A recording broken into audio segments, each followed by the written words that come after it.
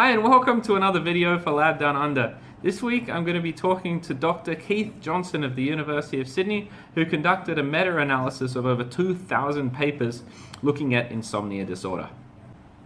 Now, insomnia disorder is defined as anybody who has sleep problems for more than 3 days a week for over 3 months.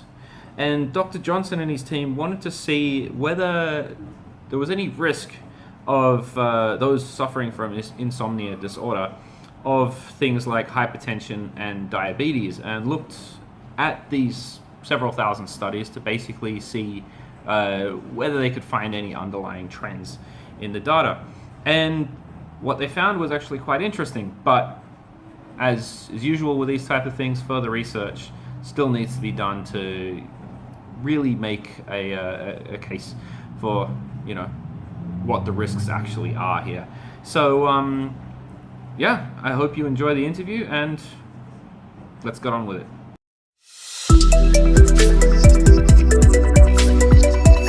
So today, yes, I'm with Dr. Keith Johnson of the University of Sydney to talk about his latest research on insomnia, diabetes, and you conducted a systematic review on all of that. So thanks for sitting down with us, Dr. Johnson. Pleasure. Yeah, pleasure. No worries. So yes, before we dive into the actual research, could you tell me a bit about, more generally then, about insomnia disorder and what it was about this that basically led you to conduct this systematic review? Sure. So I think everybody's pretty familiar with insomnia, which is this condition whereby people have difficulties falling asleep, staying asleep, waking up feeling unrefreshed, basically, or having poor quality sleep. So it's a very broad-ranging type of condition that affects a large group of the community at any one time, probably about a third of the community. So insomnia disorder is a more severe type of insomnia, essentially. So the way it's defined according to the clinical criteria is it's a disorder of having those insomnia symptoms, but 3 days a week for longer than 3 months. So it's a much more persistent condition. So one thing that was very interesting to me about conducting this research was, obviously, I think that it's something which is very prevalent in the community. That was, but to try and understand whether it actually had significant health impacts. I think that's the question, because I think insomnia disorder, because it's so commonplace, is often disregarded as being not very important or something which will resolve by itself, or which is very frustrating for people who have insomnia disorder. Yes. You looked at over 2,000 papers. Yeah, that's a lot of papers. Yeah, that's quite a lot.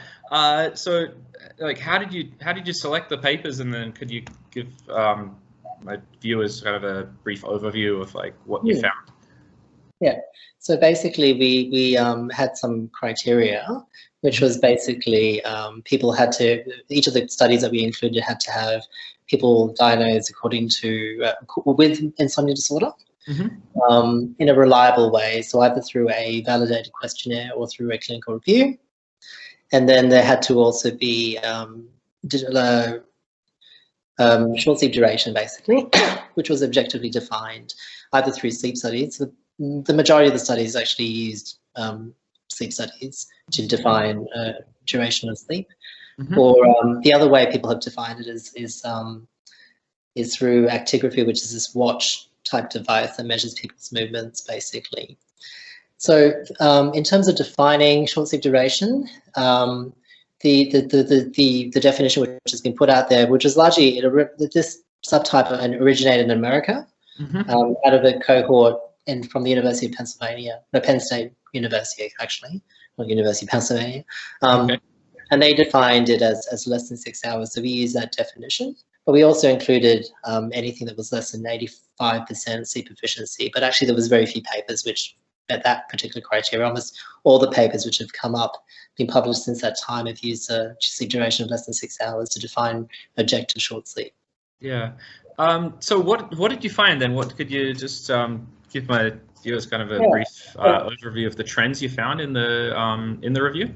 Yeah, absolutely. So to just let you know from the outset, we were actually pretty skeptical about this whole group because the group in the States there's basically one group that has been publishing a lot of papers on this. It has become very interesting to people, researchers in the States, but nobody's actually done any kind of collective kind of summary data that analysis that like we've done. So even though people have been coming forward and saying, yes, this is definitely a subtype which exists and definitely has all these implications, nobody's actually really looked at it as a subtype and to see on this level at this level of evidence whether that was true. So we were actually pretty skeptical about it. But interestingly enough, when we did the analysis, we did see differences between people who had insomnia disorder. So everybody in the cohort had insomnia disorder. Some just slept a normal amount of time, well, more than 6 hours, and some had slept less than 6 hours. But we did actually find that people who slept less than 6 hours had a sort of moderate to large relative risk of developing high blood pressure and diabetes fundamentally. So the body mass index, we couldn't find, it was interesting because when we did looked at the body mass index, which is, I guess, a measure of obesity, we didn't find a connection when we looked at the whole data. When we took one study out, which was actually in people who were, people were oversampled who were obese, we actually did find a small but significant risk in that group as well. So it was interesting because it seemed to bear out that what people were intuiting, that the short sleepers would have more worse health, was actually true. Does more work kind of need to be done on this to kind of solidify these claims? So the biggest problem with what information is out there is that we don't know what's causing the mortality or morbidity. So we don't know whether it's actually the fact that people are sleeping less is actually a sleep duration thing, or actually due to insomnia. Because obviously in this study, everybody had insomnia. And there's already a good set of literature which is pointing towards people who sleep too little as having a higher risk of exactly these problems, as well as people who are sleeping too much, basically being at risk of developing a high blood pressure and whatnot. So we couldn't really tell whether it was. So part of our analysis was also looking at whether people with short sleepers without insomnia had a risk as compared to just people who had, short sleep without insomnia. But we could only base it on 2 studies, basically, which weren't actually designed to look at that particular question, because none of these studies are actually looking at this question a priori as a first, as a primary outcome. But those studies didn't have any significant differences between them. So we couldn't really tell whether there was a difference between people who slept, whether it was just people sleeping very little or whether the insomnia actually conferred an extra risk.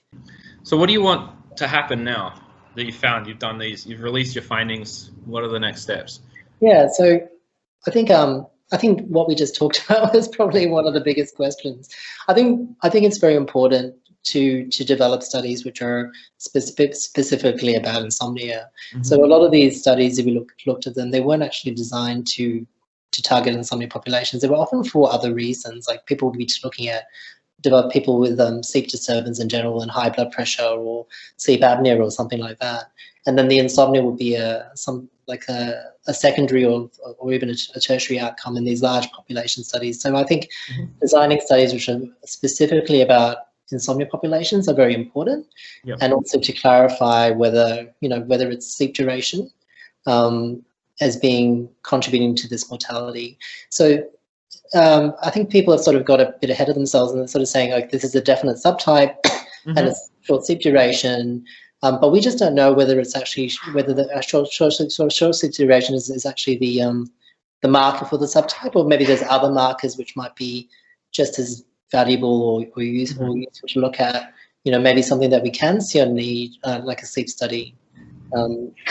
Or alternatively, I think there's other people have looked at whether people take longer to fall asleep during the days in one of those quantitative studies, and they found similar kind of risks. So trying to identify what the specific characteristic of that population would be very useful, because what we really want to do is what we talked about in the beginning, is breaking down these populations into from this umbrella heterogeneous group of people, into people who we can better identify and tailor treatment for, basically. Yeah, of course, it'll help the doctors, the psychiatrists, and everyone like that helping to tackle this problem. But for people who do suffer from insomnia and who may stumble upon this video or the article, so what would you say to them when they're like reading this type of research and interpreting this type of research as to how it how it could affect them personally? Because there's a lot of uncertainty here, right? So yes. There is. I think I would say, firstly, I wouldn't necessarily freak out if you're somebody who's sleeping poorly, because I think these changes take years and decades to happen. But obviously, the other thing I would say at the same time is it is important to address sleep. And I think the problem about living in the type of society that we have, which is they call it the 24-hour society, where there's artificial lighting, and we have we're sort of encouraged to work very late, and particularly I guess in lockdown when everybody's working from home, that separation from work and home is a bit more blurred for a lot of people. Prioritizing sleep can be challenging, but it's something which I think is very essential to somebody's well-being. And things like insomnia, look, there are effective treatments for it and ways of managing it.